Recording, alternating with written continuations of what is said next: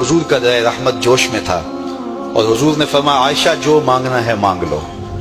میں نے عرض کی یا رسول اللہ اگر آپ اجازت دیں تو میں اپنے باپ حضرت ابو بکر صدیق رضی اللہ تعالیٰ عنہ سے مشورہ نہ کر لوں کہ میں نے کیا مانگنا ہے؟ تو فرمایا کہ جاؤ مشورہ کر لو، مشورے کی اجازت بھی ہو گئی۔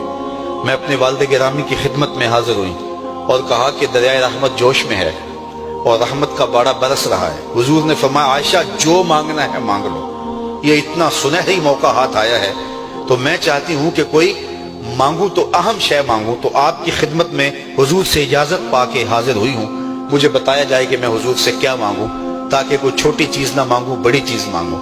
تو حضرت ابو بکر رضی اللہ تعالیٰ عنہ نے فرمایا کہ بیٹا حضور سے جا کے کہنا کہ معراج کی خلوت خاص میں اللہ نے آپ سے جو راز کی باتیں کی تھی ان باتوں میں سے ایک بات بتا دو۔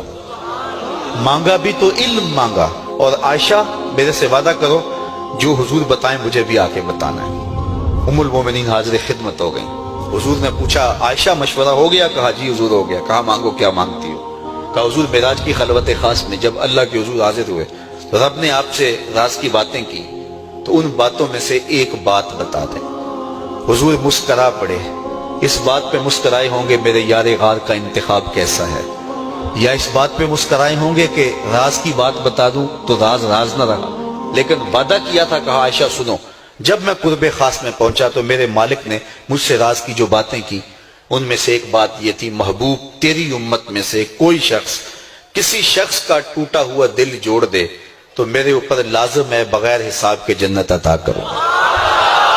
ام المومنین بہت خوش ہوئی اور اپنے والد گرامی سیدنا ابو بکر صدیق رضی اللہ تعالیٰ عنہ کے پاس آئیں اور ساری کہانی سنائی۔